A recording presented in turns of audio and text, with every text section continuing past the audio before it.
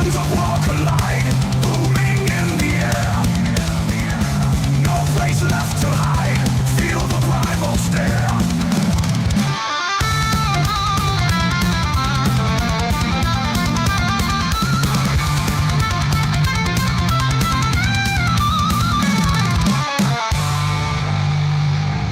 Steel meets flesh with might, shadows castle tall. In the epic night, one by one they fall. Thunder roars below, hearts both fierce and cold. In this deadly show, legends will be told.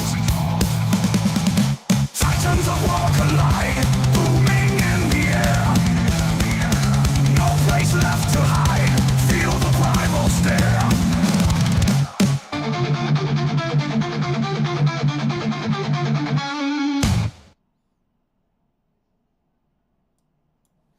My God, how the years go by and we get gray and grayer, right?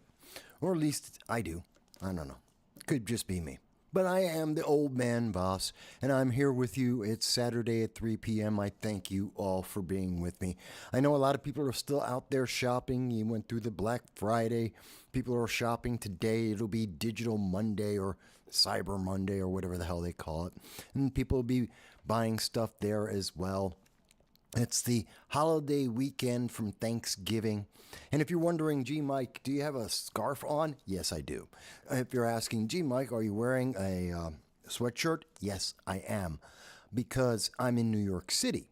And like with many apartments that are owned but old buildings, the heat is not really sufficient. It's about 37 degrees outside, and it's warmer inside, but not really that warm. Thank you, New York City landlords.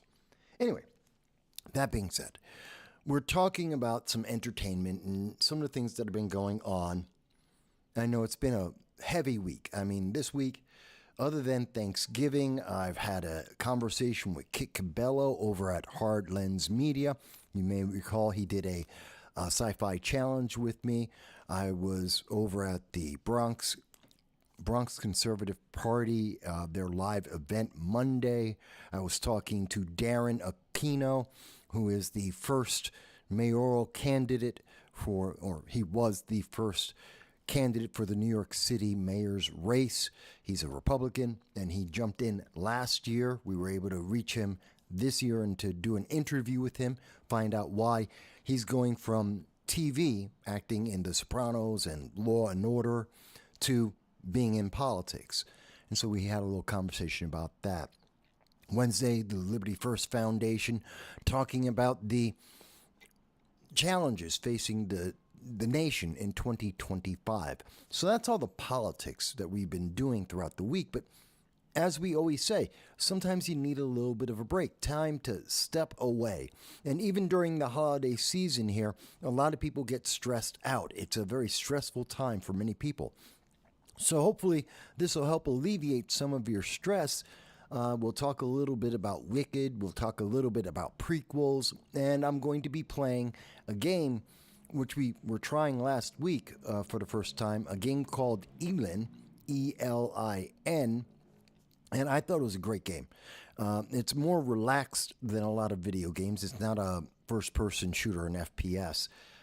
It's not PvP or PvE. It is PvE, but it's not PvP. It's not online and MMO and shooting and running. It's a lot more relaxed than that. But we'll talk a little bit, and I'll show you the game now that I've put in over 40 hours of the game over the last week. I've really come to enjoy this. It's a very addictive game. But I want to start off with something simple. Talking about movies. Talking about the movie Wicked. Now, bear with me. Oops. Sorry about that. Oh, hey, wait. Where's my picture? There I am. All right. Here we go. So I wanted to talk about the movie Wicked. Now, the movie Wicked is based on a play by the same name, Wicked, which is based on a movie, which is The Wizard of Oz, which is based on the book, The Wizard of Oz. So this is Hollywood basically copying and recopying the same original piece of work. The imagination has been, well, we're losing levels of imagination and interest, I think, to an extent, as we go forward. The movie came out this week, and as you can see right now on Rotten Tomatoes, it has an 89% with critics, 96% with 10,000 ratings from the public. Now, of course, this is coming from Rotten Tomatoes, and Rotten Tomatoes is corrupt. So they have been bought and paid for by many of the movie studios, and so they're not legitimate in their reactions. And if you look at some of the answers, the reviews by many critics on many different movies, you'll see that they'll say really horrendous things about a movie and yet rate it well because that corporate structure. But it gives you an idea, and again, I look at this like I look at all kinds of polling. This is an indicator to tell us that, okay, there is interest in this movie. It isn't just dead on arrival. People do want to see this, at least so far. And it's been pretty solid. If you go to the Box Office Mojo, looking at their money so far, including the holiday weekend, right now we're looking at 144, almost $145 million. There's still Saturday and Sunday to go, so it's going to rake in even more money, most likely. And 74, almost 75% of all people who are watching this movie are in the United States. It's not really doing well around the rest of the world, only about $50 million. That's the entire rest of the world. That's kind of, well, that is bad. That's not a great return for the rest of the world based on The Wizard of Oz, a classic both in terms of the original film, in terms of the original book. It is a classic from the 1920s.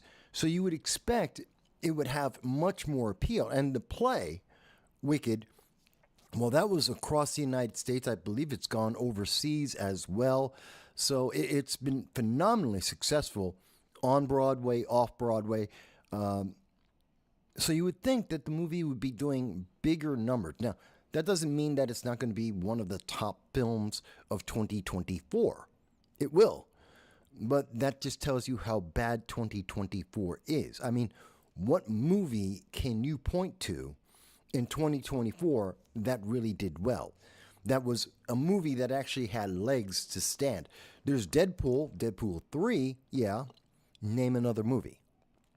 There's really nothing that caught the imagination of the public. And I know a lot of people wanted to look at and are looking at Wicked as they looked at the Barbie movie last year, where they're saying this is girl power, it's a woman's movie, and therefore it's going to do $1 billion because women are going to come out and see it. I agree. This is a movie made for women. It's not made for men. It's not made for straight men.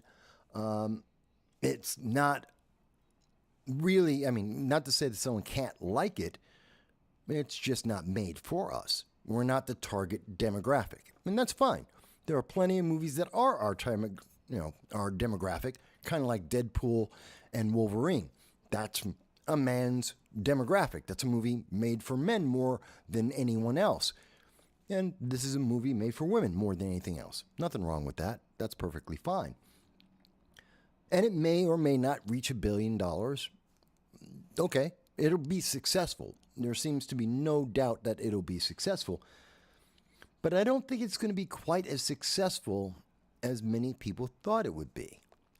And part of that we can see in looking at the numbers. It's out for 2 weeks now. In the first week, it made $144, almost $145 million in the United States alone, where most of its money is coming from. And right now, it's sitting at about, the estimate as of yesterday is that it's going to have about $214 million over the holiday weekend. The numbers haven't been confirmed yet because of Thanksgiving, but estimates are around $214 million, which is a solid return, and it is increasing. But look at the numbers. So it came out, and there was an immediate drop off in the number of people who were seeing the film. It went from 46 million, next day 35 million. That was down 23%. Saturday, last week, it was down 13% on a daily basis. It was down 48% on Monday. But then we get into the holiday where people are trying to escape from their homes, escape from their houses, their families, relatives. They've got Joy Reid screaming in the back of their ear saying that they can't talk to members of their family because they might have voted one way or another way. And there's a lot of division and angst out in the everyday life, news media and such, and social media as well. So people are trying to get away from that. Get away from all the angst, whether it's because all the family members are there, they're cooking all day, and there's the stress of having the food and being able to prepare and have all the people in your house. And just generally, holidays are stressful for a lot of people because maybe you don't have family, maybe you don't have a loved one with you. So you're alone, you're by yourself, you want to escape. And obviously, again, the news is not helping, so you want that escapist thing. So people went out, and we did see that Tuesday, the numbers were a little bit better. Wednesday, they got a little bit better again. Thanksgiving Day, they were down. But that's Thanksgiving Day. People are eating, they're staying in home. Okay, we can understand that. And even in my own household, my family, they didn't go out on Thanksgiving. They went out Friday, Black Friday. And instead of going to shopping, which a lot of people have been doing, is instead of going out and shopping immediately after Thanksgiving dinner, which I think is a ridiculous idea, a lot of people decided to go out on Friday, which is Black Friday, traditionally the biggest shopping day of the year. And a lot of people are doing that now online instead of going into the stores. Instead of physically going out, they just buy things on Amazon or whatever service that there is, and they buy it from there. So there's more free time for people to fill in their day rather than going out and doing all the shopping. And so we saw that Friday, massive increase for this film. And there has been positive word of mouth. Now, Joel. Hey, Joel.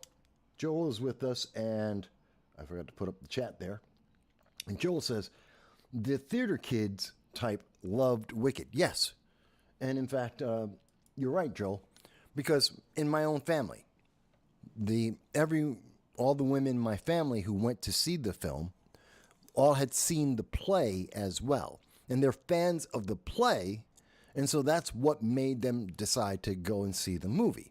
They wanted to see that play transcribed onto film and fleshed out.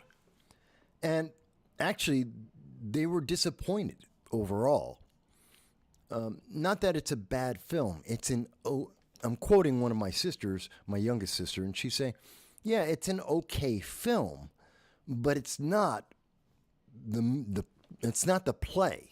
It's not what people are expecting. And I've heard this and I've seen this online before. For people who have actually seen the play, the comparison of the two is it's a letdown. Because whereas in the play, and by the way, Wicked, this is part one. The studio decided to make two parts. They took the play and they split it into two different movies because more money. Because they thought, well, this is very popular, so let's make all the money on this. So this is roughly the first act of the play is the movie that's in theaters right now. And the second, acts 2 and 3, will be in the second film that'll be coming out next year, about a year off. So this is the plan of how the movie studios want to make all the money. But in talking to my family members, my sisters, and my mother, who went to go and see the film, disappointment. The first act in the play is the most, as I'm told, I didn't go to see the play, I didn't go to see the movie. So This is me talking secondhand, as I understand from everyone else, and they don't like being on camera. I do. So that's why I'm talking to you about it. But as I understand from the play, the first act is more whimsical, it's more humorous, it's more energetic and buoyant and bubbly for that. And then the second and third acts, they get more serious. The play becomes much more serious and more in depth about the drama that goes along with these characters. But the movie obviously can't just do that. I mean, it's act one. It's not going to be just bubbly, bubbly, bubbly and stop. It has to have an arc of its own.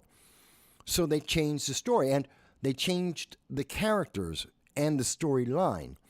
And they toned it all down, including the lead character, as my sister happened to say, the lead actress who's playing the Green Witch. I don't know what her name is. I don't care. The Wicked Witch of the West.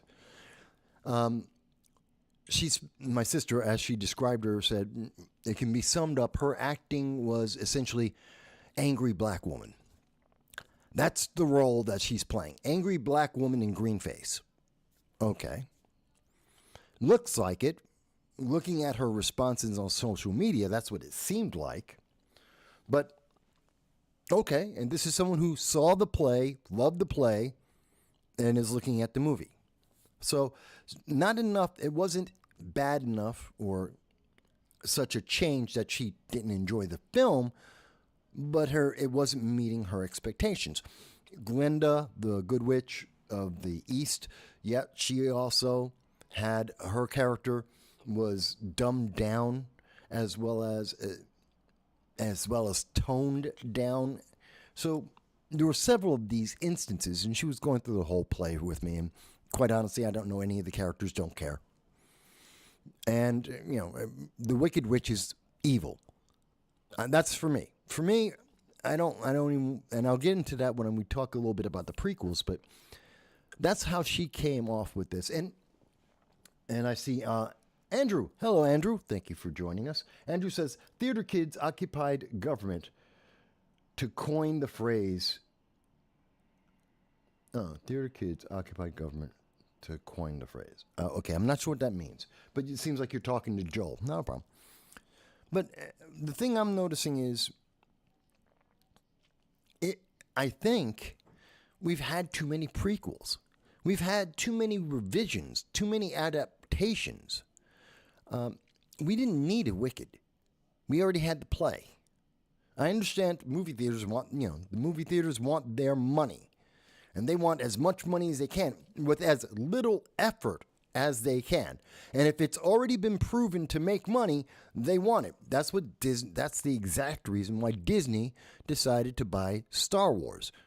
It was worth $4 billion at the time. It had a built-in audience. It had already made money. It's been successful.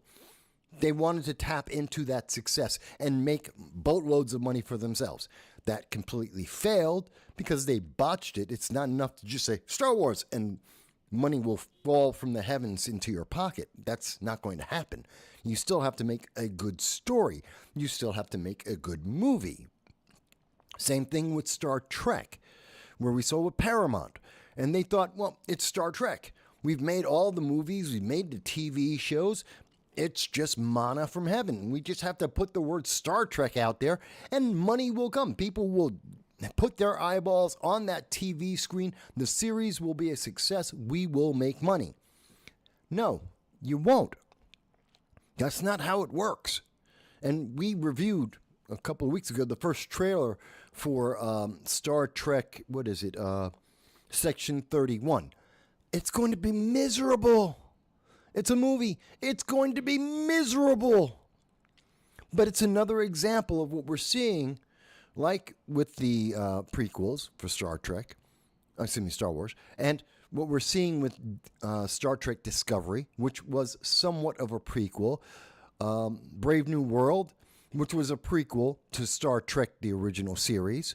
What we're seeing in a lot of these foundational movies is Rings of Power, yet another example of it. what's going on? We don't need this. And maybe it's me. And I want to hear from you guys, guys and gals, everyone out there. Let me ask you, do we need to know the backstory of every main character? Do we need to know the backstory of the movies and the TV shows and the books that we've read? Do we have to have that? We now have Dune, the Bene Gesserit, the new Dune prophecy series, which is giving us a prequel to Dune. We don't need that. It's boring as hell, and no one asked for it. It's not necessary. We have, oh God, I was just going to think of something else. There's a couple more where we keep getting these prequels over and over again, and they don't do well. They don't do as well as the original thing that everyone fell in love with because it has less imagination, and you ruin the story because we all have imaginations. I have my own backstory for Darth Vader. I have my own backstory for Dune. I have my own backstory for Khan, Noonien Khan from Star Trek. I don't need what a movie studio is putting out there just to make money. Just because they need to rake in more cash and they want to virtue signal, which is like Star Trek Discovery. They've got to virtue signal. Same thing in Wicked.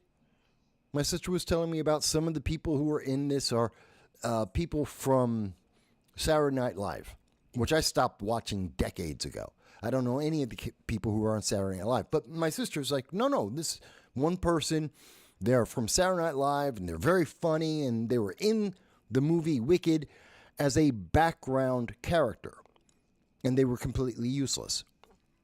And I mentioned to my sister, she's like, I don't even know why they were there.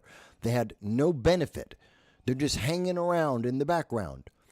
I had to mention to my sister, it's because of the quotas. It's the Hollywood quota system. They have to have people.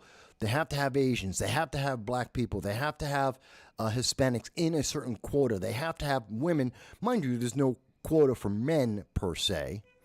Unless they're men of color, they don't really have a quota. And even that is, if you miss that, that's okay. But you can't miss your quota on how many women are on screen, how many of them are major characters. You can't miss the quota on the color, how many people, the percentage of people of each color in each group. And someone's got to have a disability of some sort in the film. Doesn't matter what you're making.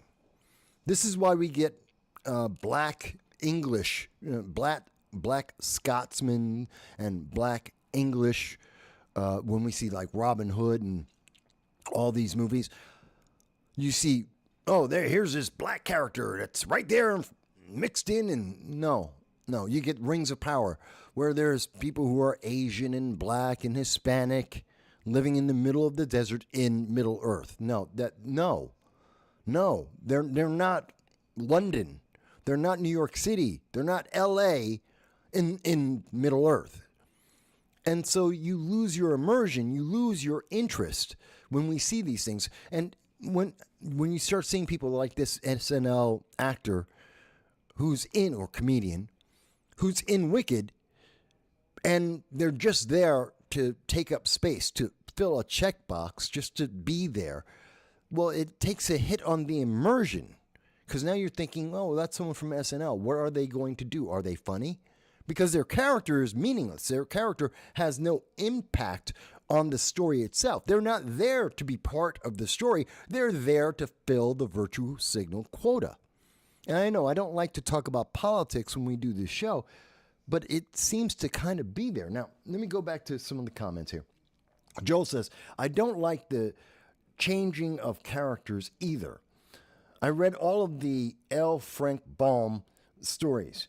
It was very imaginative, great escapism for the time it was made and written in. Well, that's the whole thing. Huckleberry Finn was a great book.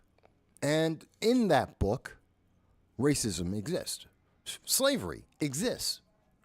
And, they spoke about some of the characters in Huckleberry Finn in terms of racism and in terms of slavery. Does that mean it's a bad book? No. Still classic.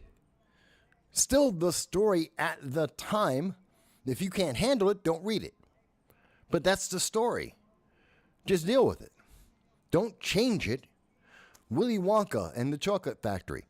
Oh, we got to change it because Augustus Gloop is fat. No, he can't be fat. He's, portly. He's just big boned. No, he's fat. He's fat because he's a glutton. He is a morality tale on gluttony. And that's a good thing. That's why the character is incredibly obese. And he's incredibly gluttonous. He is a morality tale. That's why he got the golden ticket, but he didn't get the Chocolate Factory. He didn't win. And that's the point. And that's kind of my thing is when we go back they did Willy Wonka. They did the movie Wonka. Again, another prequel to a great beloved movie and story and a book that we don't need, that no one ever asked for. It's just a cash grab. And because it exists, it ruins the story that we do love. It takes away from that immersion. It makes it just that much less. As an example, does anyone care about the next Star Wars movie? We don't even know what it's going to be, but it doesn't matter. No one cares. No one's sitting around going, I can't wait to see the next Rey movie. Oh, there's going to be a Mandalorian movie. I can't wait. I've got to see that. I want the merch. No. Now, mind you, these could be great movies. No one is interested yet. It has to be a great movie, otherwise we're not going to see it. Because they've already ruined it for us. Because they ruined the original series. Maybe it's me. Maybe I've seen this trend for a long time, and I've been meaning to always mention it, but I didn't really have the format. I'm so tired of them giving me a prequel. I don't need to see Hollywood's cash grab of how the story got there. Not every character has to have a background. I don't need to know how Han Solo got his last name. I don't care. I never needed to know that. I never needed to know about how he got his gun. I don't need that. I can look at the character from where we start with the character and move forward. Obviously, he's grown. He's had a backstory. I can fill it in for myself. He's a pirate. He's a bad guy. He's a smuggler. He's a man with a dark past who he changed his life. He turned himself around because of the love of his friends that he got to meet and the experiences they had. I don't need to know the backstory. And I kind of think when you're seeing that, we're seeing that to an extent with Wicked right now. Not with the play, because the play took a new twist on the story. They revisioned it, but they used imagination. They created something brand new or mostly new, from what we had. Okay, and it was successful. Fair enough. Just because you're doing a prequel and giving a character a backstory doesn't mean it's bad. Doesn't mean it doesn't work. But most often, overwhelmingly, it doesn't. It does damage. Hannibal Lecter, he had an entire TV series talking about his life before Silence of the Lambs. Horrendous. Destroyed the character. Destroyed the interest in the character. So, Wicked did it, actually went down that route, and they were successful. Great applause to them.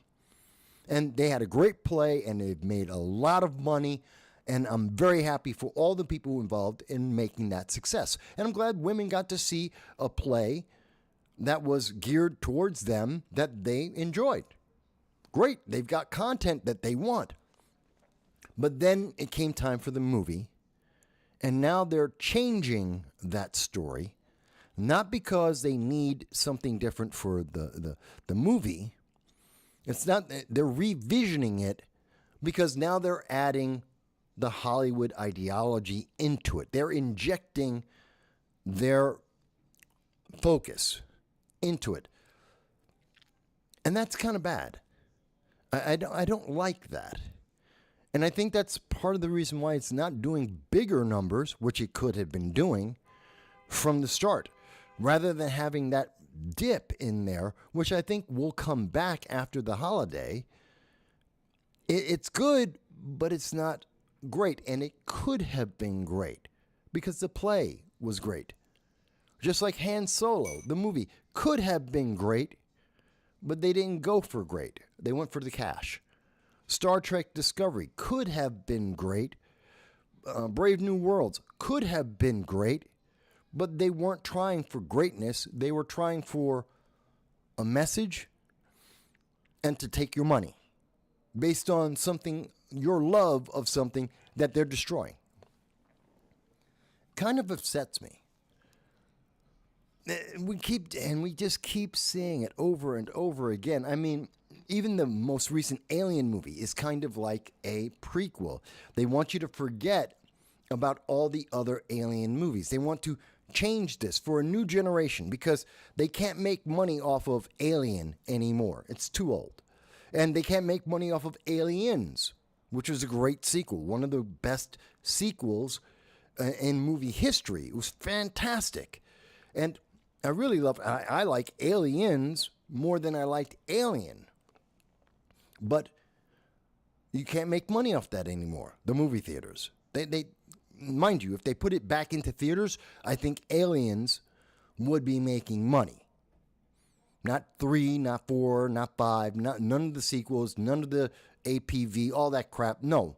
But if you put Alien and or Aliens back in theaters today, it would make money. They were original, unique. They caught people's attention. And we didn't need to have the backstory. I didn't need to know how Ellen Ripley got onto the Nostromo. That wasn't important. She's there. I don't need to know how she got there. I don't need to know how Dallas got there. Not important. Tell me the story from the fact that they wake up. All right, we're there. The story starts. I don't need to know the backstory. Maybe it's me. Maybe it's me. Joel says, we watched the Macy's Day Parade. Many cartoon characters have changed body type. Really? I stopped watching the Macy's, I stopped watching TV, but I didn't see the parade. I know there was a protest and some stupid stuff that happened, but I didn't know about the characters. Joel goes on to say, my 22-year-old stepdaughter called them Ozempic characters. Many look anorexic now, such as Dora the Explorer and Pikachu. Oh, okay, so they're worried about... Wait a minute, Pikachu's a little fat furry ball of whatever it is. It's a fictional character. Pikachu isn't skinny. Pikachu isn't supposed to be skinny. And Pikachu isn't real. And they gave it a diet? Why? Why does Pikachu need a Pika Pika? Why does Pikachu need a diet? Again, you're destroying the immersion. You're destroying the story. I wanted to see Dune Prophecy and be excited. Really, I love sci-fi. The most recent Dune movie by Villeneuve, the first one was all right. It was decent. I didn't like the lead, who my sister tells me the guy who is playing Paul Atreides is somehow connected to the Kardashians, which means nothing to me. And he's supposed to be the darling of Hollywood, which means nothing to me. And everyone's all excited he's a heartthrob, which means nothing to me. In the first movie, he was too skinny. He was gangly. And he wasn't the best actor, and it showed. He was surrounded by better actors that were out-acting him. I was not believing him as Paul Atreides. I thought that Kyle MacLachlan was a better vision of Paul Atreides than the latest Villeneuve version of Dune Part 1. Now in Part 2, it seems that same kid, the same Kardashian heartthrob is he gained weight, he worked out, he filled himself out a little bit, still looks gaunt, still looks like a soy boy, but fine. He did work out, he got a little older, or at least they did the makeup like he aged a little bit, and he fit that image of Paul Atreides a little bit more. You could believe that a stiff wind wasn't going to knock him over at any given moment. He looked like, if you punched him, he'd at least take one hit before he fell over, crying. And that was important because this is a fighting character. He's a galactic fighter. He's an inspiration. And some stick figure that would be blown away by the wind isn't inspirational. Not as a warrior. Just not buying it. So they fixed that. But again, why are we trying to make everyone fit this image? I told my sister, the same kid, and I don't remember his name, and I don't want to look it up because I don't care about him, from Dune, the guy who's playing Paul Atreides, he reminds me of the 1970s model Twiggy. Now, I know most people are far too young to remember or even know who Twiggy was. Twiggy was a model. She was super thin. I mean, like she's on the edge of anorexia, the kind of thin. Flat like a stick. Olive oil. Think of olive oil from Popeye, the cartoon. She's flat as a board, just one big stick. That was Twiggy, essentially. And he looked like the male version of Twiggy. Because Ozempic, we've got to have, don't be fat, don't have any extra body weight, and be soy. No, I'm not interested. Again, it detracts, it takes away. It's not fun, it's not interesting. It's not the fantasy. I believe Jason Momoa, he looked like he was a fighter. Duncan Idaho, he was a fighter. Okay, I'm with it. That's not exactly the way I see Duncan Idaho, but I can buy it. Gurney, I can buy it. Grizzled, hardened, veteran, got some muscles, got some strength, a little bit older. I can buy that. Him? No. Dune? No. Paul Atreides? Absolutely not. Useless. It's just, it is body, Joel says, it's body image BS, but it is. But it's part of this whole thing about we have to fill in the details. We have to make it match what the package that Hollywood is trying to shove down our throats, and it keeps taking away from all the fun. It keeps taking away from the thrill. It takes away from our imagination. I can remember, and by the way, what I'm going to do is a little bit different today. I'm not only going to talk about this, but let me stop for a second. I'm going to pause here because I'm also going to be playing this game called Elin. So as we're talking, I'm going to be playing the game Elin because it is it's a good game. And for those, I bought it for like $20 a week ago. And as you can see, this game has had, half a dozen updates just in the last week. They're constantly, it's a team of 8 people. 8 people made this video game. And unlike, Concord and Veilguard, you don't need these $400 million video games to make something that's enjoyable and worthwhile. Again, I paid $20 for it. I've played over 30 hours in the last week. I have gotten more enjoyment from this game than people are getting from watching Wicked right now. More enjoyment from this than almost all of the prequels that we have seen in movie theaters for the last 3, 4, 5 years. Half a decade. And I have more enjoyment from this one $20 video game that 8 people put together. This is why I don't buy AAA games. This is why I don't go to movie theaters. The movies aren't being made for a lot of people. They're hyper targeted. Wicked is for women and women's sensibilities, and that's it. And I'm not saying that men won't see it. They will, whether because they have to go with their wife, they're going with their girlfriend, or maybe they're gay, or maybe they actually just enjoy this. That group, though, is incredibly smaller than the group that are actually going to see Wicked because they're women. That's the majority audience, and they're enjoying it. And there's nothing wrong with a targeted movie. Let's get that into our minds. There's nothing wrong with that. But it's not as fun. People will see the movie for 2 hours, spend twice as much as what I paid for this video game, and not have as much fun, and it won't have as much replay value. You're not going to watch Wicked 30 hours. You're just not. No one's going to do that. But I'll play this game. In fact, one of my sisters, when she was younger, when she was a child, this is back in the 90s, she watched The Wizard of Oz every single day. Every single day, my sister watched The Wizard of Oz, and she had a great time. She loved that.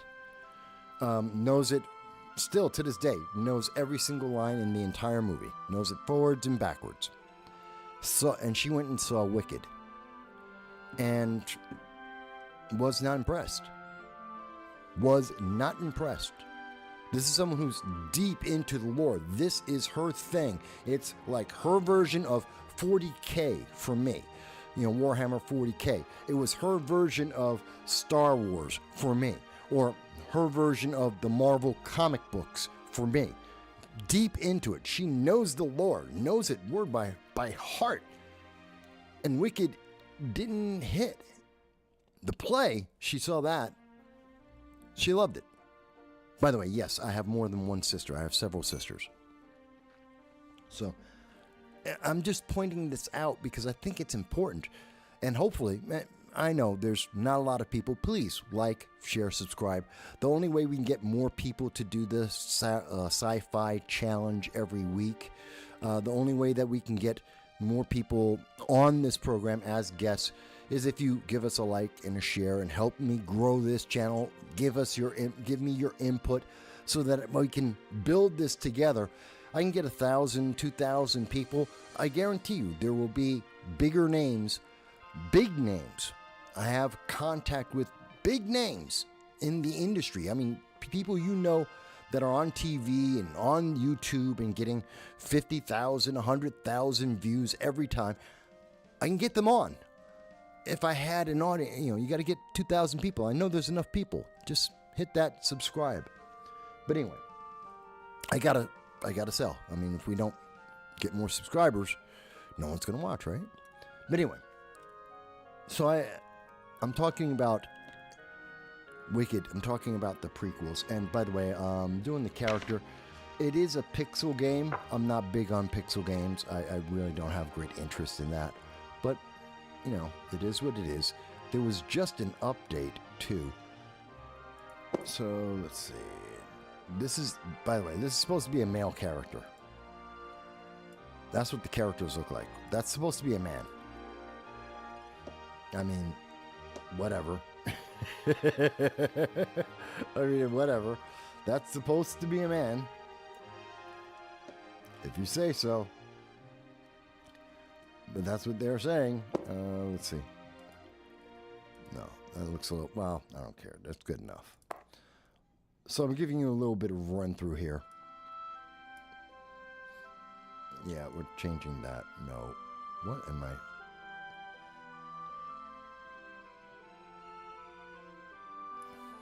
Really?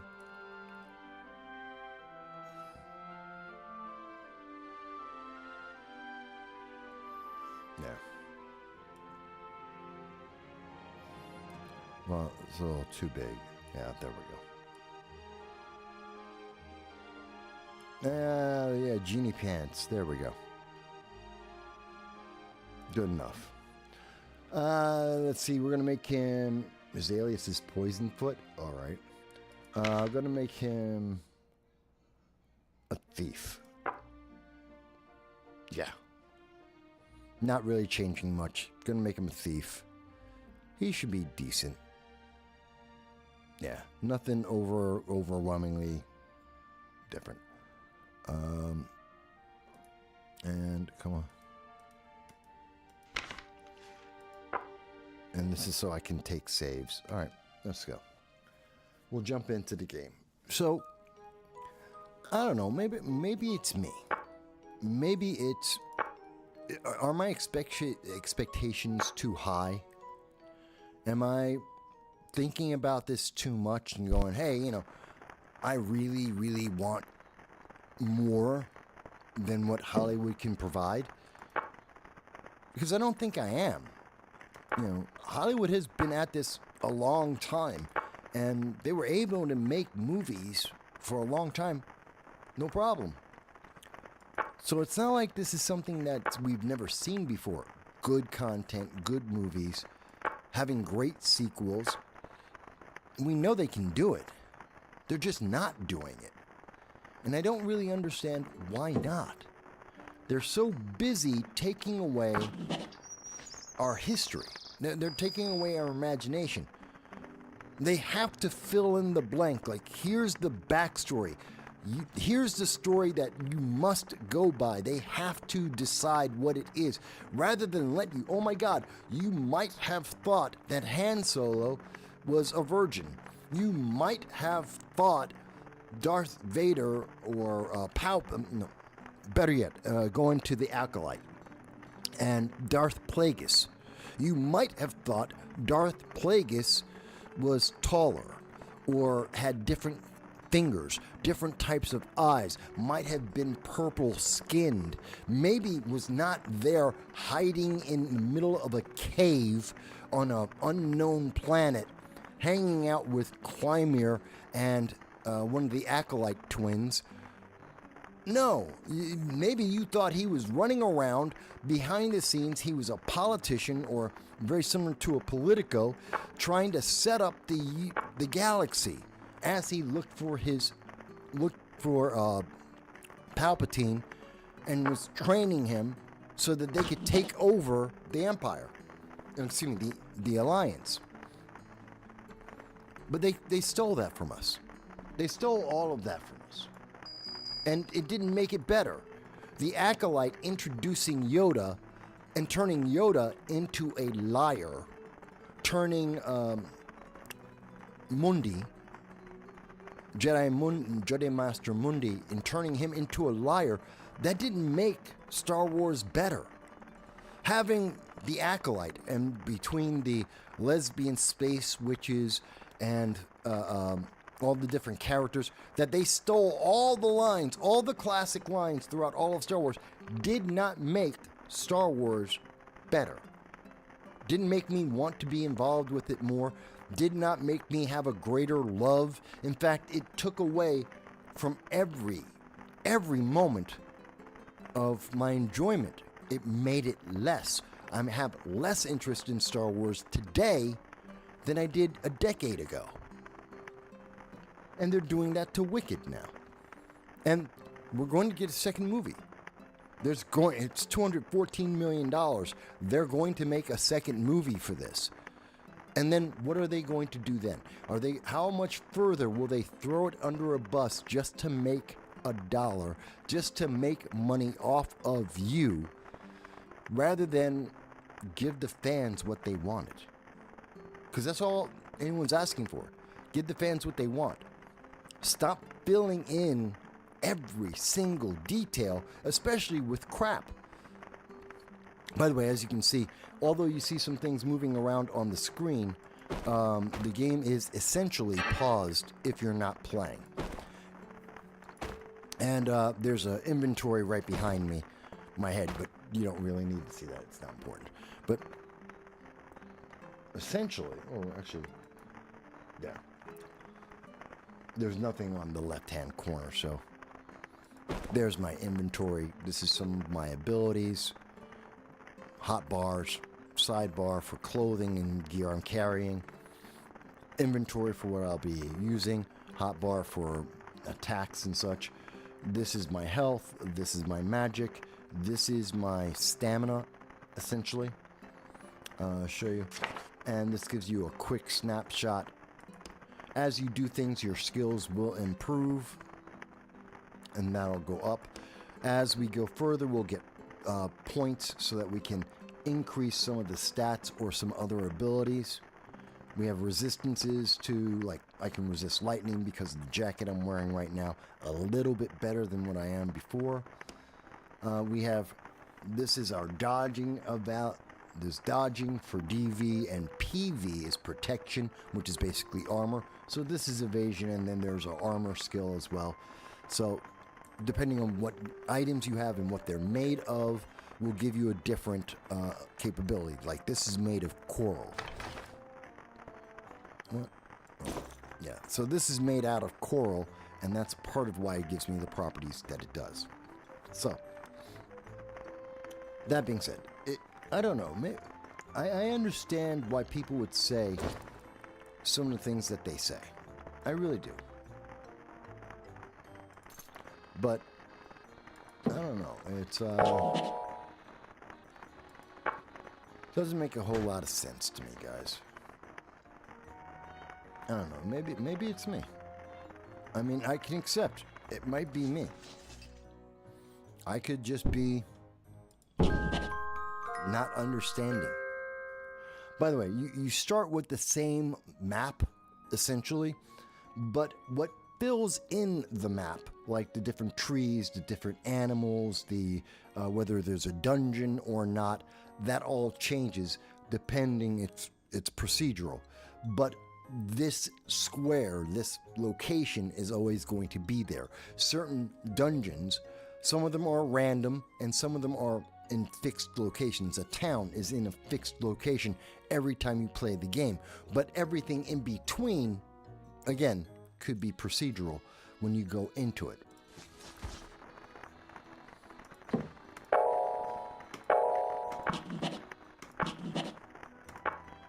So I know a couple of the things that I'm getting here.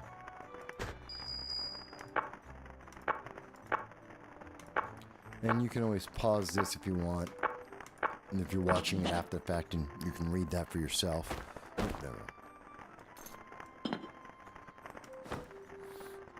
That's my coin purse. Yes, you can pick other people's pockets as well as have your pocket picked in the game, depending on where you are and what you're doing. So that's important to know. But right now, I know what I need to do for a couple of things. I gotta clear all of this stuff out. So I need logs and such, and I'm gonna need food and such. I know what I need, so I'm just zipping on through here. Now, as you can see, my endurance is going down as we do this. So, let's see, I need leaves. So I'm trying to kind of sort of pick and choose what I'm going after, because I know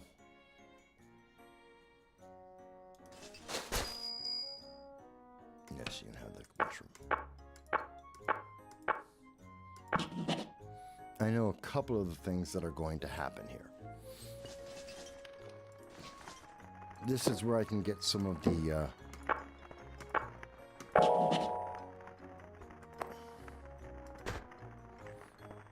I know some of the things that are going on here. I know what I'm trying to do here.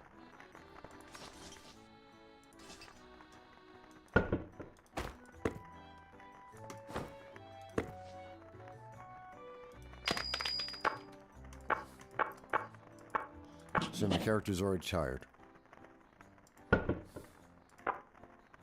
And there is a tutorial for all of this, so don't think like, oh, well, you're just zipping right through. Oh, how would we ever be able to keep up with this? No, the game does have a tutorial.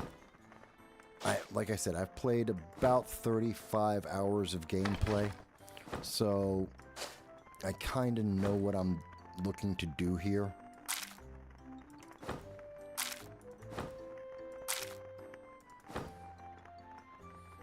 Like I know why I'm putting things, just organizing them. Let me see and talk to him.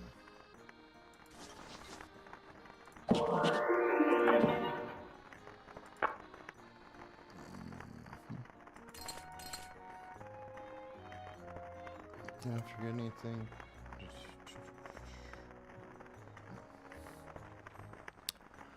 All right. I'm kind of low. Can I do anything else?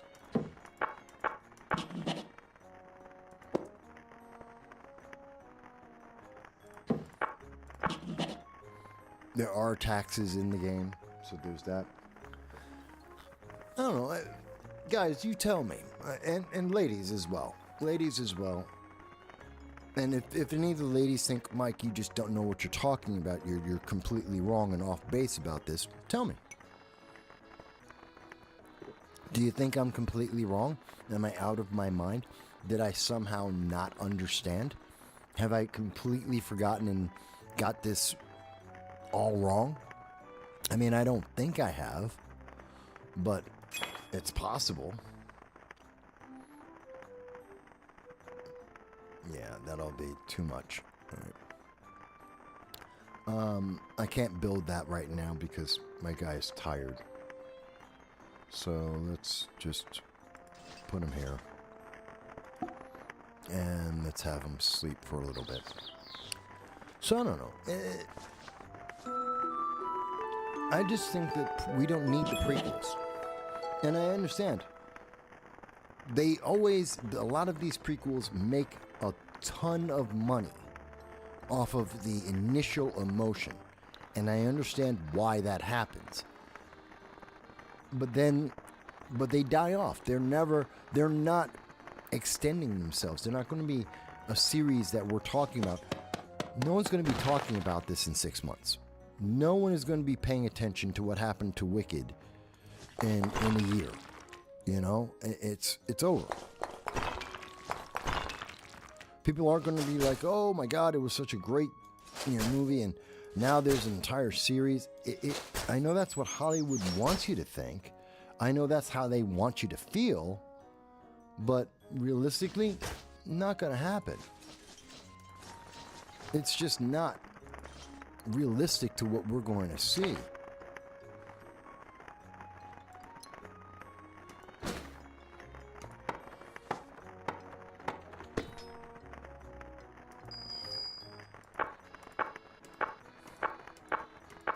I don't know. But you guys tell me. Do you think I've misunderstood that? Am I getting it completely wrong? Am I out of my mind when it comes to all of this? Am I just off base? I mean, I don't think that I am. But then again, whoever thinks that they're all wrong, got it completely wrong. Oh, no one ever thinks that. Doesn't mean that we can't get it wrong. Just no one ever thinks they're wrong at the time. So maybe it's just me. Maybe it's just me not understanding. I can accept that if that's the case. Oops.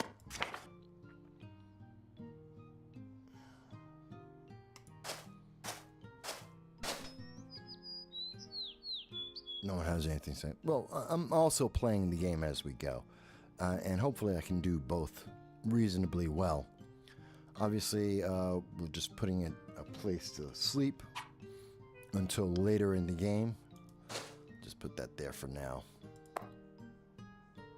Yeah, I'll go to sleep.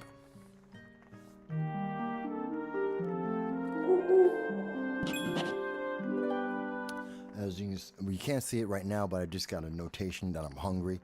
By the way, this is you can toggle this to see. This is everything that you've done, the log. So in case you missed something, a message or something, you can always go back there. You can also go into the, oh, there it is. You can go into the journal, which will tell you the main quest, some of the other, any of the quests you have, any of the goals you have. items that you may have and locations. This is my base right now. It's rated 134th. I think that's the bottom that you can get. Different factions that are out there. The character has a religion. Cards, too hard to explain, but it gives you a little bit of all that. So you can either do it through the journal down here, which is just telling you turn by turn, or you can look up there. So since we are hungry, we'll eat. There we go. That'll take a little bit of that. Let's drop off.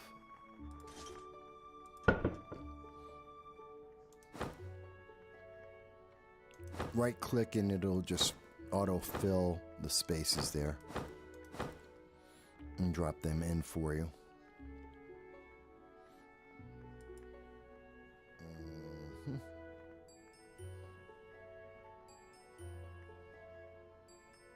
Alright. Need to eat just a little bit more. Hang on. We'll do some cooking.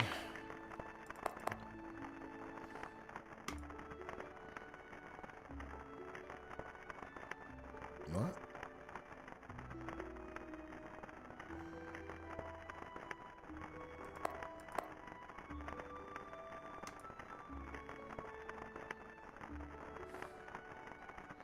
Why won't it let me do that?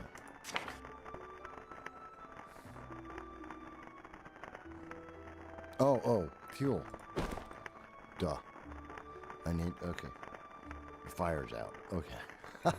The animation's there, but there's actually no fire. The animation's going, but there's actually no fire in there. Okay. Which is weird because I should have trees. Alright, whatever. Yeah, I'll take care of that.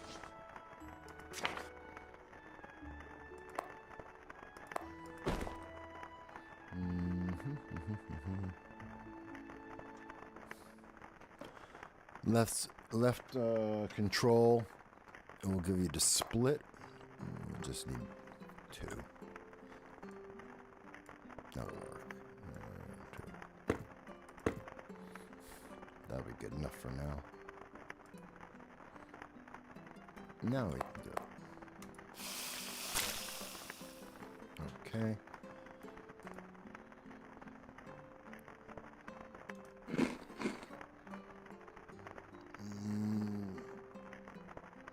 Not quite full, but I'll leave it at that. That'll be good for now. Okay, let's go back to collecting stuff. Oh, that's what I need. Forgot. I need a torch. I need a string and a branch. Well, we can do a string. Branch I'll get in a second.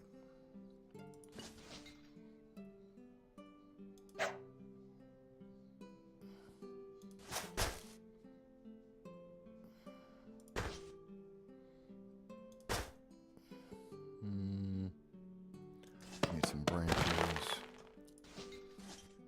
These.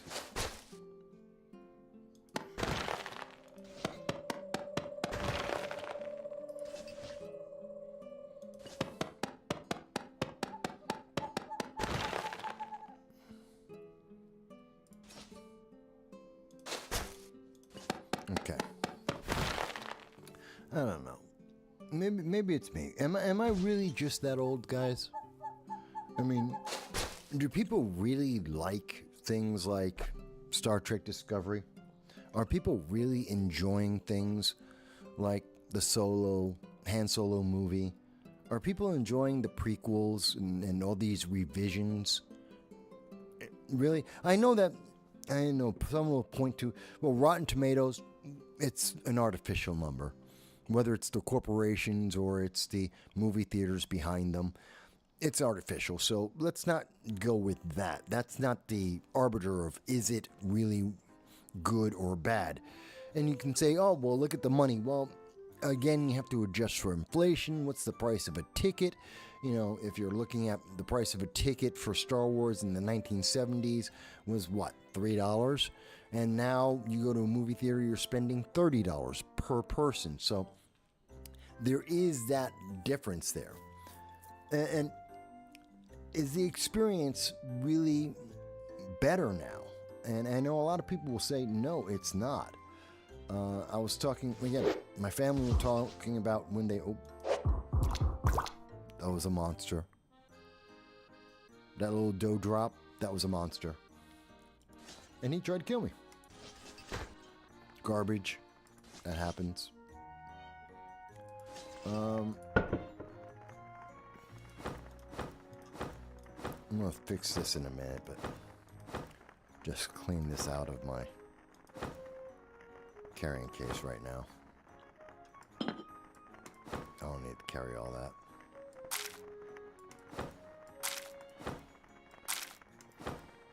Okay. I don't know. It's... Maybe it's me. Hey, where are those idiots? Oh. Wrong one.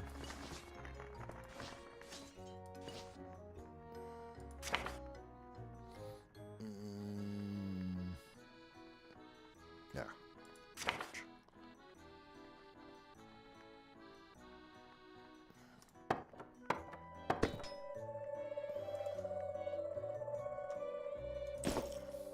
Bingo. Now we can see again.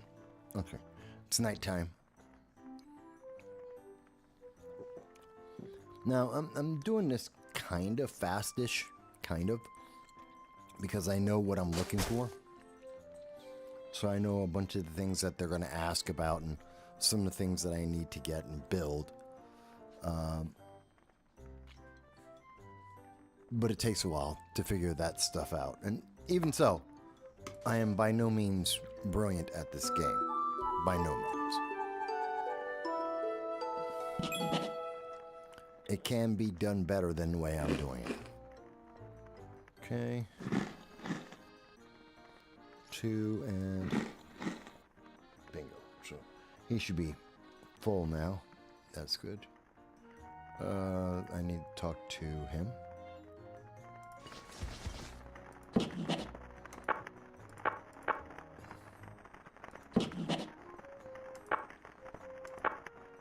Okay. So he wants me to build a house. I have taxes. Yep. Anything else?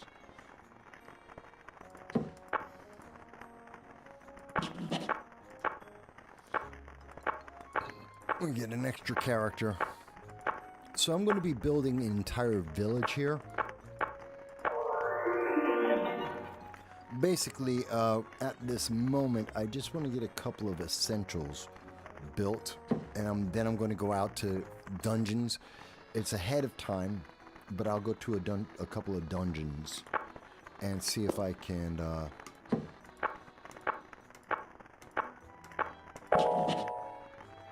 I just want to have enough stamina to be able to go out and pick it all up. There you go. Be able to go to a dungeon and not instantly die. That would be helpful.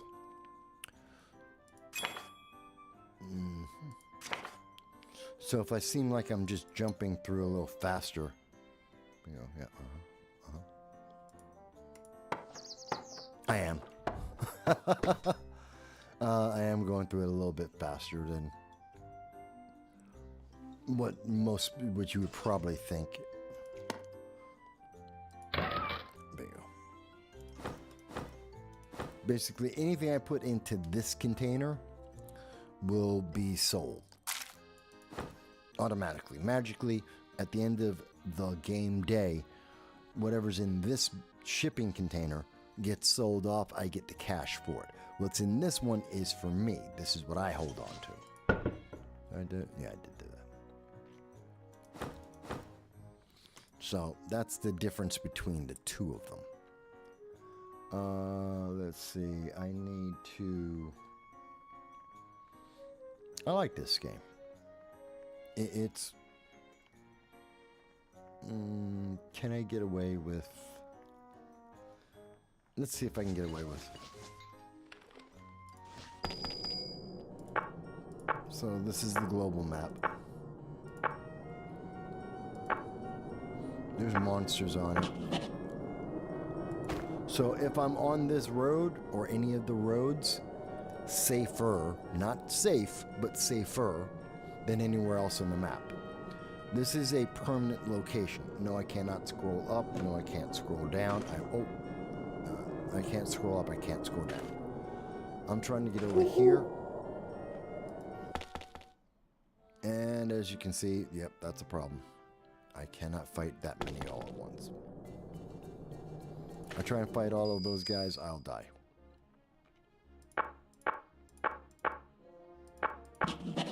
Yeah, I don't have enough armor to take these guys on by myself. I do not.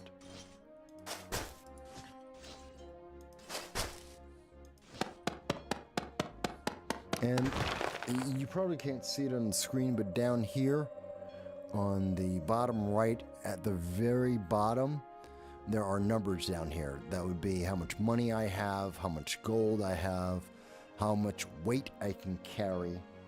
There are numbers down here at the bottom. The UI can be rearranged the way it looks. I don't, because I don't care. And I kind of know what I can carry and what I can't at this point. But there is a UI to let you know about all that.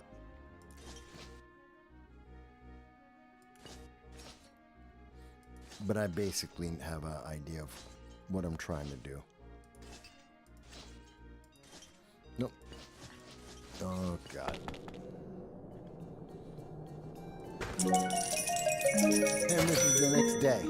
So, we just made 32. That's from the flowers and the mushroom. The garbage doesn't bring me any money, but and this builds up. Every time as it goes up, I get an extra gold bar. I use that to buy expansions for the land and different plans, blueprints, essentially. And this is my base. As this goes up, my base levels up and becomes better, but it also means that random monsters will come in and attack me as this becomes bigger and bigger. So, with that said, let's go and get that. Rocks. Now, the reason why I went over to the dungeon, one, to show you what the dungeon looks like. Two, to let you know, when you walk into the dungeon, it will change. The layout of it will change from time to time. For that, if it's a fixed dungeon, it will change. The layout, the different design there, the maze will change over and over again.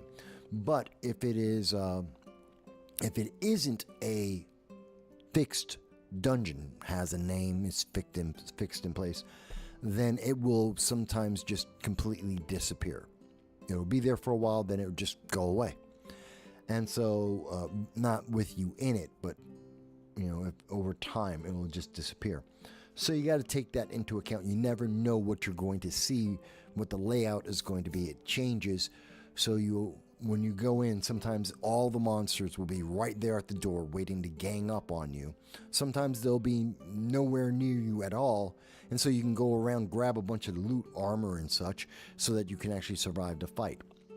So it's worth it, even at this early stage in the game, at the very, very beginning, to try and check it out and see if you can make something happen with that. Alright, he's got all the food that he needs. Nope, what? I didn't get that? Grab it.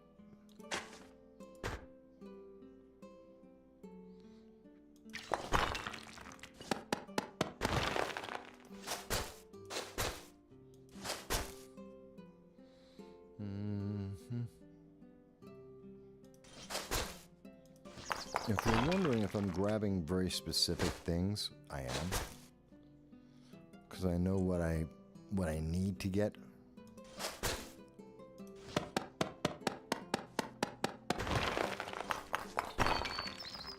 There are certain things that I'm looking for right now.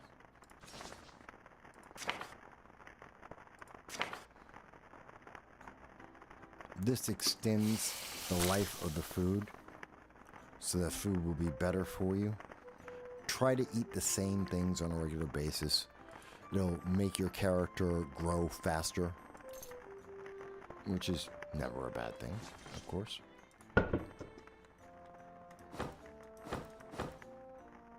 I'll arrange this. I know someone's looking at this going, OCD, it's in the wrong order. Yeah, I know. I know it is. I'll fix that later. Right now, I'm more concerned with just getting through this initial level.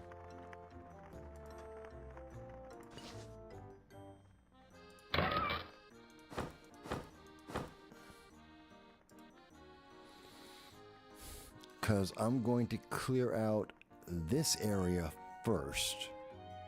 Then I'm going to clear out the area below me. So I'm just trying to build.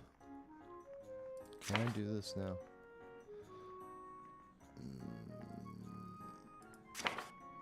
Oh, right. I need that. Yeah, Oak will do it.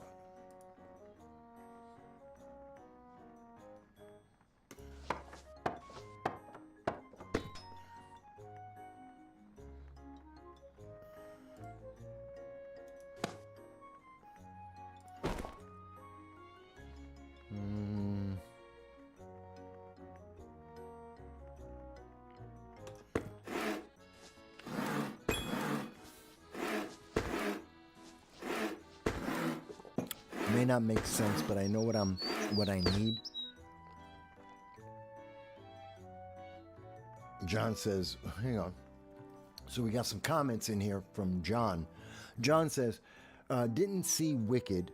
What I have been enjoying the last 2 days, though, has been reading through The Last Ronin. The Last Ronin, excuse me. It has been fantastic comic miniseries. Well, The Last Ronin. Oh, you're talking about with. See, there's a movie by that title as well, but I think you're talking about, John. You're talking about with the Teenage Ninja Mutant Turtles, and you're talking about the future, the comic book, which is an alternative. It's almost like a Dark Knight Rises kind of comic series, which is going into the future and a possible alternate future with the Teenage Ninja Mutant Turtles. And there's only one turtle still alive.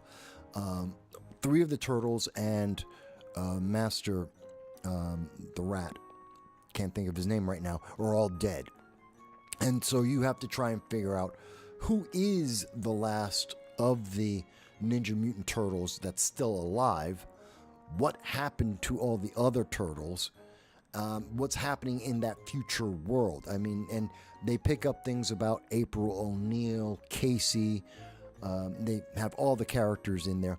It's really a very well done comic series about those Teenage Ninja Mutant Turtles. Obviously, no longer teenage. They're grown or adult and even old turtles at that point, because it is in the future, like 20, 30 years into the future, and the world has changed a lot. The foot still exists, but it's in a different form. Really very well done. Really looks at the character in depth in his mind, how he would react to losing all of his brothers, losing his father Splinter, thinking about, I don't know, what would happen to a person who's in that kind of world, which is more autocratic. Everything that could go wrong essentially has gone wrong to him. Does he lose his mind? Is it completely gone? Does he have a plan? What would he be planning if he could plan anything at all? These are all the things that they're dealing with. You're right, John. It is a really great series. I do recommend it to people. John says his sister's review of Wicked was way too long. Not my sister's. She summed it up quick. Like I said, when my sister was telling me about the Wicked Witch of the West, it was, she's angry black woman. That was it. That was the acting. and that they, in terms of the character, she was less witty and less engaging than what we had seen in the play. Oh, and also, for those of you who love, it is a musical, and for those of you who love the music, and I know Ariana Grande, I think is her name, is in this, and you're thinking, well, they're going to do the songs from the play because they're so well known. It's one of the things that people really love about it. Note, they changed the words. They changed the words in, so the songs that are beloved that people want to be engaged with, not in the movie. It's kind of like watching Frozen. And what's that song that everyone goes crazy about with Frozen? Let It Go, I think it is. Yeah, okay. Again, Frozen, not a movie for me. Didn't see it. Don't care. But, Let It Go. And imagine if someone took the song for Let It Go and changed it.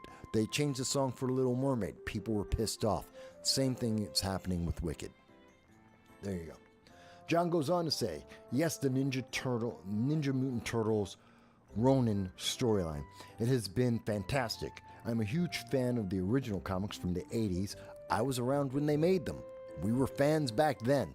I remember the first 3 different versions. A lot of people don't know this. When they first came up with the comic series, for a couple of different reasons, one of them being the publisher.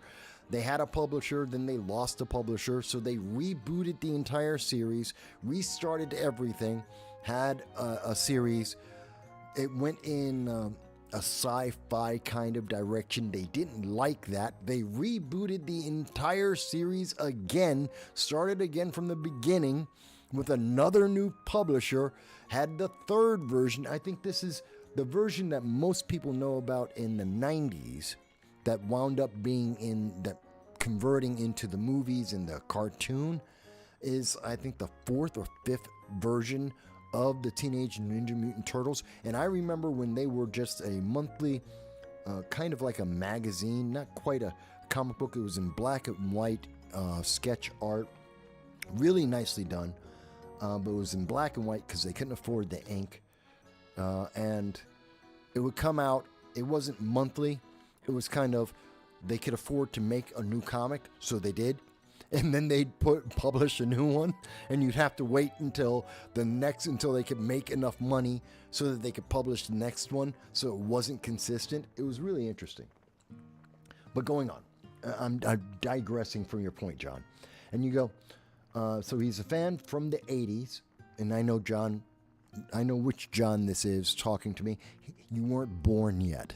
But I get your point. Reading the comics that I grew up with, you're reading now. And The Last Ronin reminds me of these comics. Well, actually, the 2nd version of the Teenage Ninja Mutant Turtles, which includes the aliens in the stomachs and the mousers, that storyline, which goes into the future where we have an alien invasion on Earth and the turtles are fighting against that, and it gets really interesting. It's far more adult. The original Teenage Ninja Mutant Turtles weren't funny. They weren't about a joke. They weren't laughing all the time. There was a very serious, very dark, gritty graphic novel, and really loved it because it was absolutely unique for its time.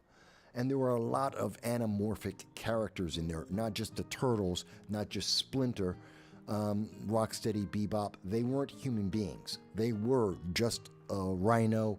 They just were the anamorphic creatures they were. There were others as well, but that goes into what happens in the future. It's a whole story. But it was a very dark, gritty timeline. I really did love that.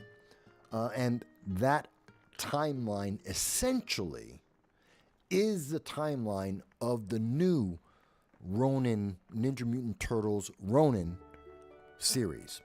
So they kind of tie in together, which is why it has the new series, which is called Ronin, is darker and has darker tone and isn't light and ha-ha, funny like the cartoon or like the TV series. it's a lot darker, and that's because it's going back to the original version of it.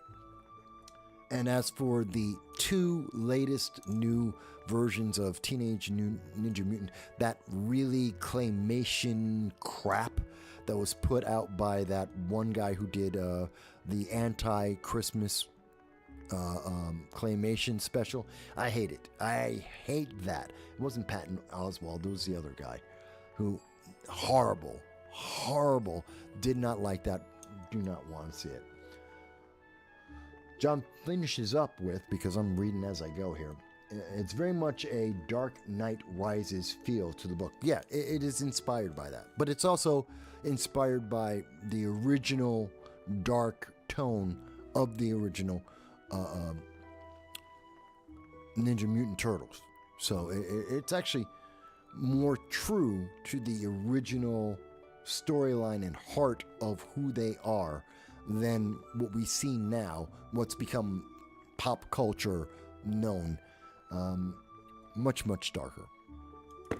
Which is why I thought it was great. I thought that was just great, but you know, people tell me I'm just an oddball and I just don't get it. I don't know, maybe not. Oh, my character is about to fall dead. Let me go to sleep. Now, mind you, if you die in Elin for the first 90 game days in the game, if you die, you will be resurrected, and you aren't going to get any penalty. You don't have a death penalty for the first 90 days of gameplay. I have played well over 100 days of gameplay with a couple of characters, and so when the death penalty kicks in, oh God, it is huge. It's like a third of the cash that you have on hand. It's huge. You take a big hit. So just keep that in mind. So the nice thing is, in the first 90 days of the gameplay, you can make mistakes. If you don't know how something works, try it. If you don't know what a potion does, if you don't know what a magic item does, there are spells and magic books and all that, and potions, and if you're not sure what does this thing do, use it. Worst thing that happens, your character will die within the first 90 days. Your character will die and will be immediately resurrected, and you'll keep all your gear, depending on, as long as you're not playing hardcore mode. There is a permadeath version game mode, and as long as you're not playing permadeath, you'll die, you'll be able to keep your gear, you'll be able to get it all back, and you'll just continue from there. So that is, it doesn't punish you for not knowing things about the game and about the world. And this is still in early access, so there's no real guide that's out there right now. So don't feel like, oh my God, I don't know how to do this. I don't know what I'm doing. Trial and error. A lot of the stuff that I'm doing, trial and error. I just whack things, hit it with a rock, see what happens. Drink the potion, see what happens. Throw the spell. By the way, you can throw spells in this, and if you don't have enough magic to throw the spell, you'll die. Or the spell, or if you're not good, like my character right now is a thief. He's not a magician. If he throws a spell, he reads a spell off a scroll or something, and he tries to cast a spell. If he screws up, well, I may summon some big, huge minotaur to kill me. I'll summon a minotaur, and the minotaur will just kill me because I'm an idiot. That happens in the game. So I like that. It's a little more challenging than it seems like at first, but it's not overwhelming, which is a good thing. So yeah, I do like the teenager. Oh, by the way, Joel, I need to mention, Joel, you recommended Space Above and Beyond. It's a late 80s, early 90s sci-fi TV show about Marines in space and how that would play out. And I just want you to know, I did see the first 6 episodes of Space Above and Beyond. Yes, I do pay attention to the recommendations that I get in the sci-fi challenges that we do on this show, as well as when people are telling me about different sci-fi or any kinds of entertainment. A lot of it that I have seen or I find interesting, I do check out. I am listening to you guys. So, like with John, I do know the Ronin series. I did read the whole thing. It was really great. So that's why I can talk about it. And why I can't really talk about Wicked beyond this is what I was told by my sisters and my mother, who did see this yesterday. And this is what they thought about it. And these are the things. And then there's... But it seems to be endemic of this idea that we have to make a prequel and we have to fill in the backstory from a Hollywood point of view about the things that you need to know, which aren't always and usually aren't anything that the fans actually want to know. It's what Hollywood wants you to think and how they want you to think about it, which is really upsetting, which is why Hollywood is failing. This is why all their shows are failing. Because no one likes this crap. Okay, before I build anything here, let's eat. Because I'm probably hungry. Yeah, I am hungry. Yeah, that's enough food. Okay, so now my character's filled up. I'm going to try and go back to that dungeon so that you guys can see it. By the way, I can get hijacked. As we're walking from one location to another, you can be stopped by monster encounters, kind of like out of D&D. So there is that opportunity. Nope, they're going to make it just... No, get back. There's too many of them there. I'm going to die. I don't even have a good weapon yet. Fine. Can I make it to that one? Let's go. Alright, so we made some money. Oh, hey, we got to the next dungeon. Nope, that's just as bad. Get me out of here. Alright, I can't survive any of these.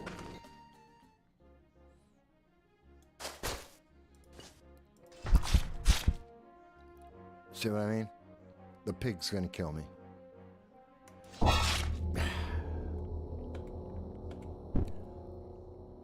Yes, my character is that pitiful that even a little pig, basically at this level, I have no armor, I have no weapon. Basically anything and everything will kill me. But I wanted to try and sneak into a dungeon so that you guys could see what it is in the dungeon and see some of the armor that you can pick up. Instead, I got killed. All right. Fine. Fine. All right. Beat me up for no good reason. I need to sleep because my character is out of action, nearly dead in energy. All right. Yep. Made a little bit more. Trust me, I'll make a lot more money as the game goes through. I haven't even started to develop anything yet. I was just trying to grab what I could. Did I make the carpenter's table yet? No, I didn't. Alright. Need that.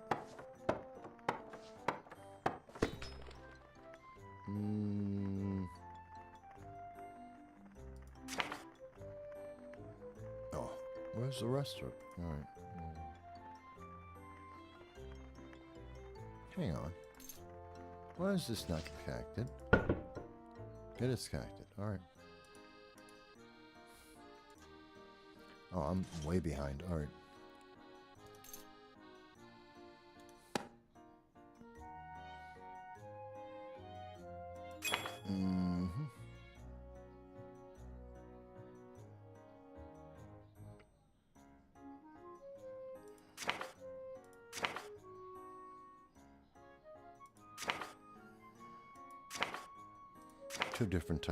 Two very different types of doors. Okay.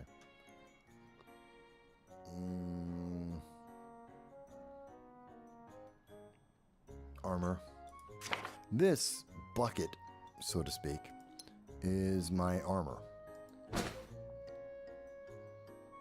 So let's build that. That's helmet. Need a helmet.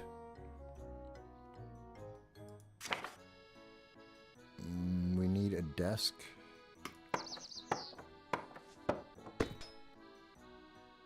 And I need a chair.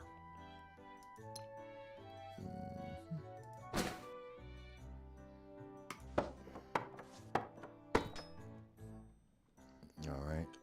Now that, oh, by the way, boomerang, I need planks, so I need more wood, and I need string. If you notice, everything that I put into the storage, so anything I put in storage is connected to all of these tables.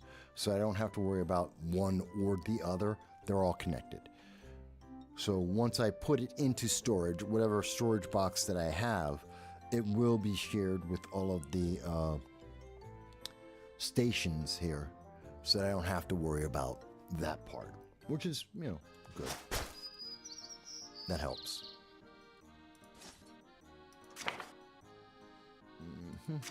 And I absolutely need that. Yeah, I can do it. All right.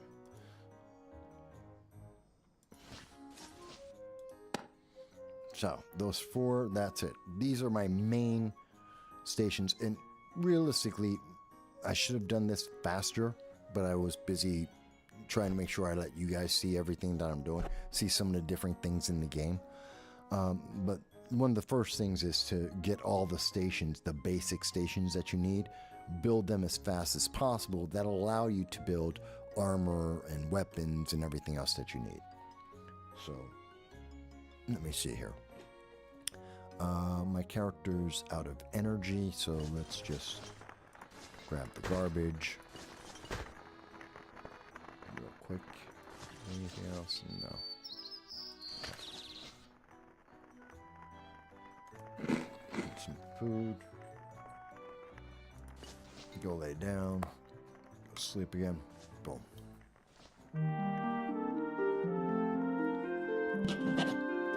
There is a storyline to the game, by the way, just so you know. It takes a while. Once you get past about 90 days, it'll let you know what the storyline is. It starts developing a little bit more. The first 90 days is basically like an extended tutorial period for you to develop the land, the area that you're in, to build into the story and learn how to do things. And then it starts with the storyline itself. Just so you know.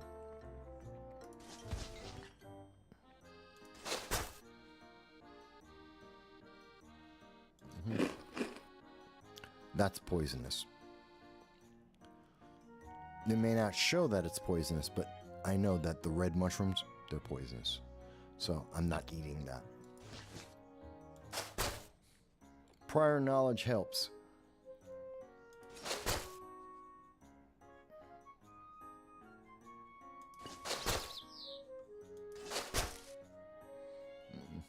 And if you notice, this has my endurance has been going up. Slowly my health is going up, but my endurance is going up each time when I'm going to sleep, getting back up as I'm developing all this. So it is getting easier for me to do certain things. So that's good.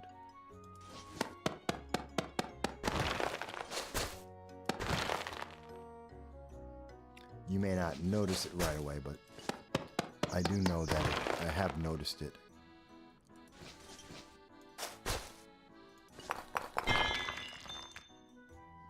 When you hear that little crashing, clinking sound, it means usually that a skill has, like, here's that skill. You couldn't see it in the wording, but it means that I got a skill increase, which is helpful. Let's see, what do I need now? I need, I gotta make grass floor. I need 16 of those, so I gotta do that. But I'm forgetting something. I need weapons. The boomerang. I need string, 2 string.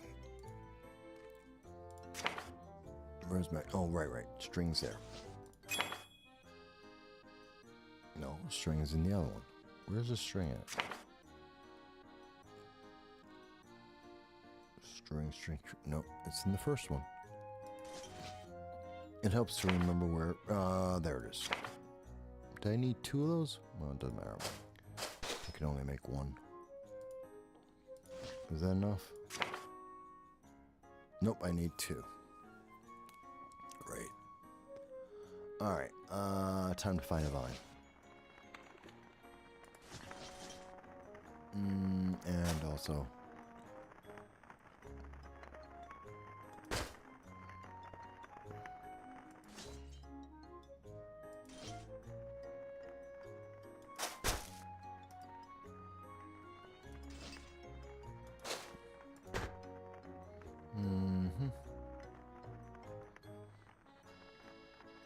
I will need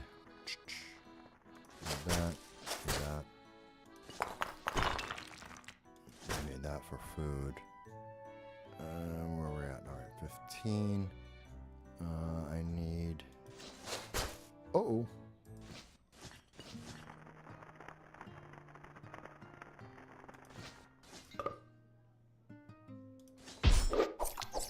Come on, run. Save me. Save me, you fools. Come on. Attack this thing.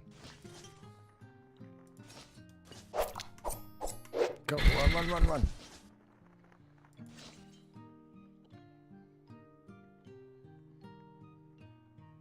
I'm about to die. That's never a good thing. Yeah, that healed me a little bit. Between the food and that. You know what? Let them deal with it. Fine. I'll let them deal with it. I cannot. Not unless I need another vine.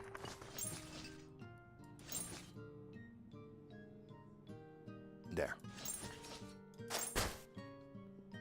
Now I can make my...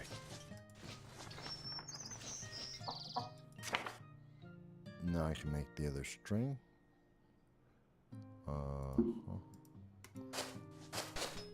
Bingo. Now I can make the string, which means now I can make the boomerang. What? Oh, I need 2 more wood. Alright.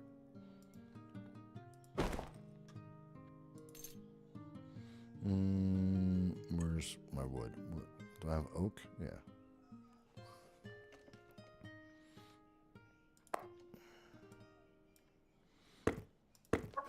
There should be more than that.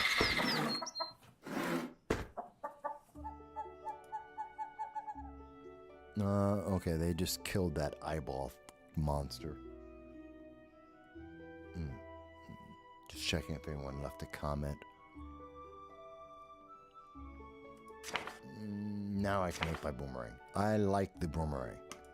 It's a good weapon. Now, the boomerang, where is it? There it is 2d4 plus 3. Not that strong, but it is highly effective as a weapon. So, I was barehanded before, but now I have it. And no, you can't put the boomerang in your... You can't equip it. So, that's a little bit annoying. But as these things go, I mean, could be worse. Tired. Let's go lay down. Early game, you're sleeping a lot. Because you don't have a lot of endurance. Now that I've got a weapon, I'll be able to do a little bit better. Let's see. I need 16, so I need to collect some... Okay, we're gonna go on a trip. I need a big...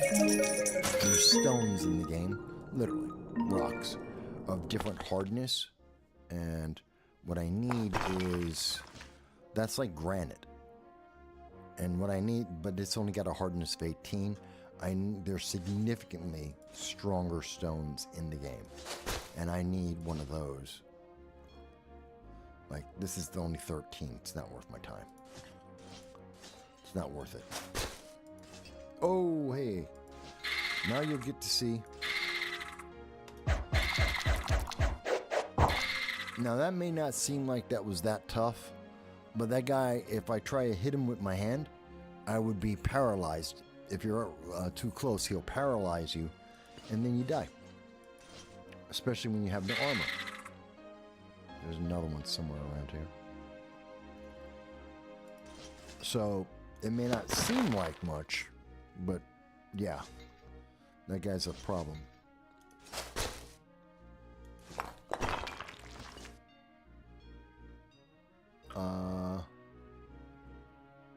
This isn't good.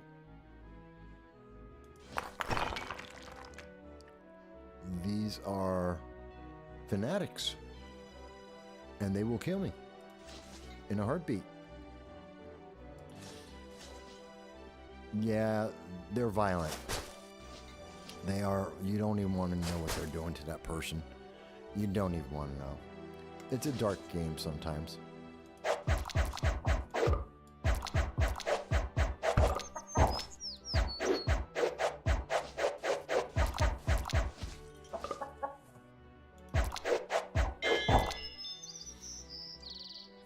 Ooh, I beat him. That was good. Brings up my skills a little bit. Hurt me, though. I need food. Food does rot.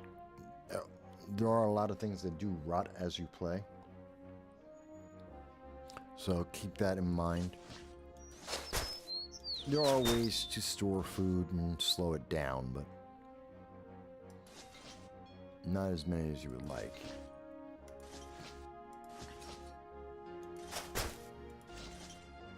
Or at least not as many as I would like. Oh, hey! Gene manipulation. There's a couple of weapons in this game, and by the way, weapons are somewhat randomly generated. So you can have something like a paper sword. Literally a sword made out of paper. You get all kinds of different materials that things can be made out of. So sometimes you get some very surprising selections.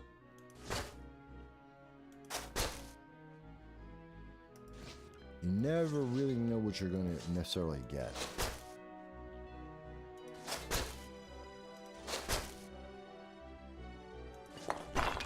What I'm looking to get, I do not have. That's a joy and a half. Let's keep going this way.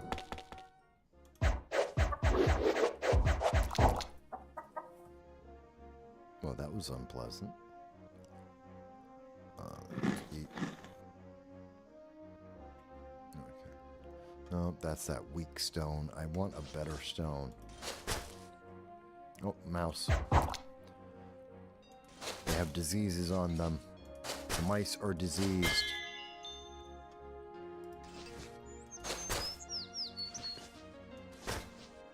Oh, those guys. Yeah, they're a pain in the butt.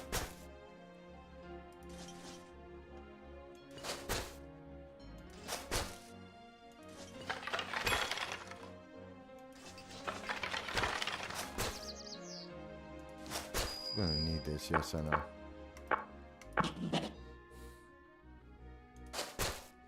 There we go. Some seeds.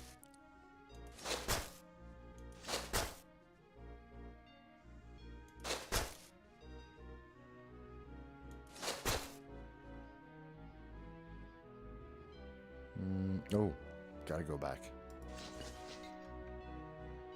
What's that? Seaweed? I haven't seen that before. Crap, I don't have any more. Okay. I don't have any more energy, but I want to come back there. I've never seen seaweed before. The game generates a lot of stuff automatically sometimes. Do I have... I'm tired. Yeah, my guy's tired. Where am I? Okay.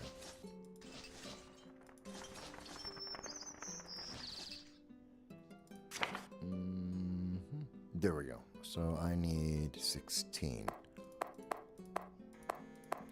So make that. Someone sending me a message. Who's sending me messages while I'm supposed to be live?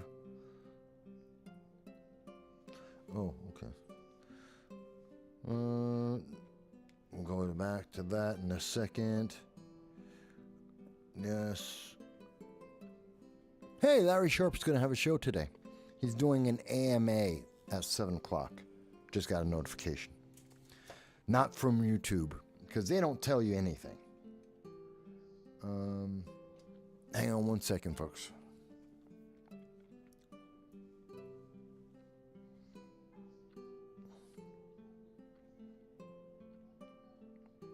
Give me 1 second.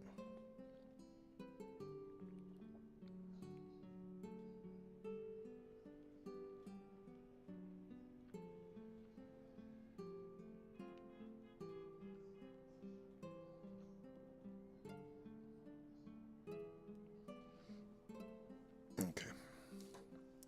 Friends asking for a favor, so just want to make sure. So I like this game, and like I said, basics, I'm setting up, I'm going to put a big base down here. I should probably put it up there. I'll make a small base down here. I'll put a small base, little house down here for the time being. 1, 2, so there. 1, 2, 3.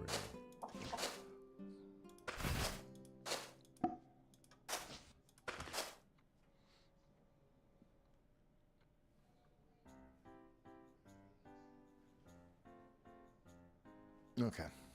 Sorry, someone was just trying to get my attention. I'm out of energy, so I'm going to clear this stuff out in a second, and we'll start building my temporary new house. I'll make a house real quick.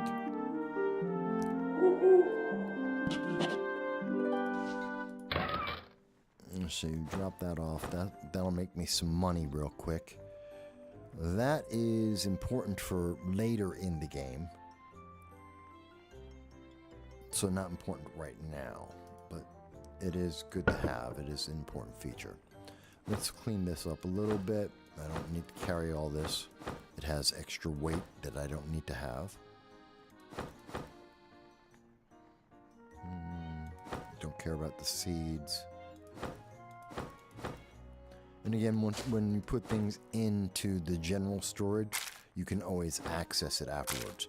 The nuts, the things that's called crim, and anything that's considered a nut, like a peanut, walnut, that kind of stuff, does not spoil, just so you know. So that's kind of important.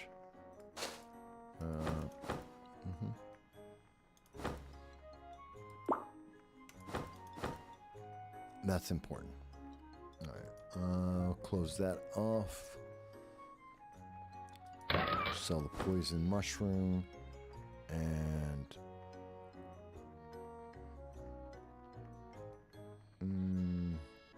save this for, well, no, screw it. I'll sell it right now. I need the cash more than I need anything else. Okay, so that's there. Yes, I see the letters that are over here. I know what they say. They're not essential for the game. Yep. And my dog's ready to go out. Let me just show you what a wall looks like in the game.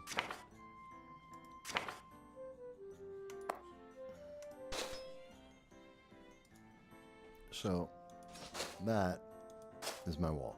So you build the wall, put in the door, that's your house right there.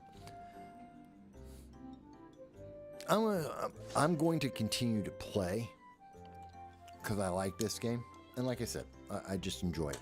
And I'll tape more of it later, and I'll have it out live streamed. But what do you think? So we were talking a little bit earlier.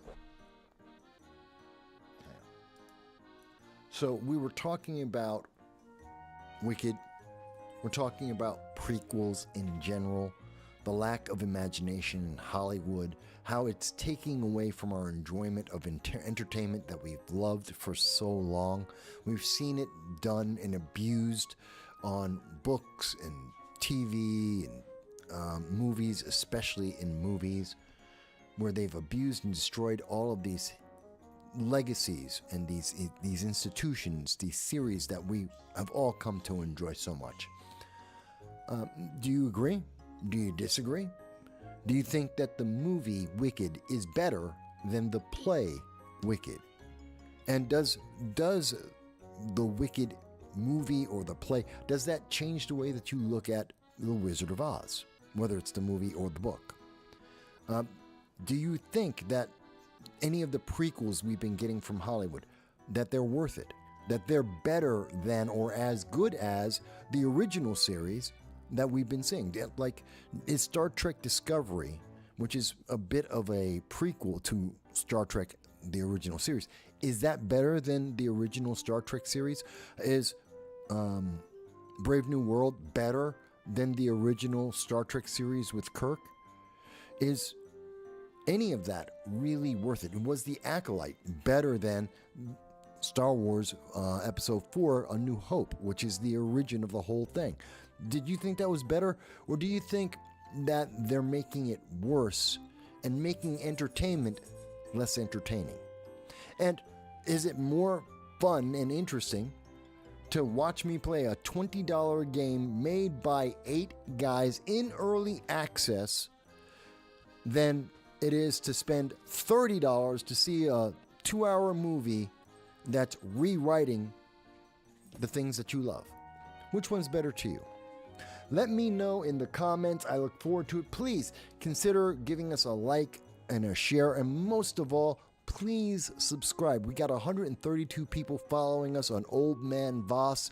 If we can get that up to like 2,000 subscribers, I can get more people to come in and do the top 10 challenge for sci-fi lists. I can get them in, not just favors, but just ask people and they will show up so that we can do more of that content, which is what I really want to do. But we want to get to 2,000 subscribers. Not asking for 2 million, not 20,000, just 2,000 subscribers so that we can start getting people to say yes, they will come on to the program. That's all I need. And also, every Sunday at 2:30 p.m. Eastern Standard Time, I do the political live stream that we've been doing all week. That is the No Sound Bites Allowed. Please drop on in if you want to hear about politics, what's going on for 2025, what's happening with the rest of the world in terms of Hamas and the hostages, Iran, Ukraine, the U.S. economy. Are we in a recession? Are we going deeper into recession? Are we going to lose all our rights? Are women going to be locked into the kitchens barefoot and pregnant? Are black people going to be put in chains? Or is that just hype coming from Joy Reid? Did you get to enjoy your Thanksgiving with your family, whether they voted the way you did or not? Or did you decide to tell them that they need to be in a dungeon and you can't talk to them? Let's have that conversation tomorrow at 2:30 p.m. Eastern Standard Time. But every Saturday at 3, we get to just relax and play a game and have a conversation. Thank you, everyone.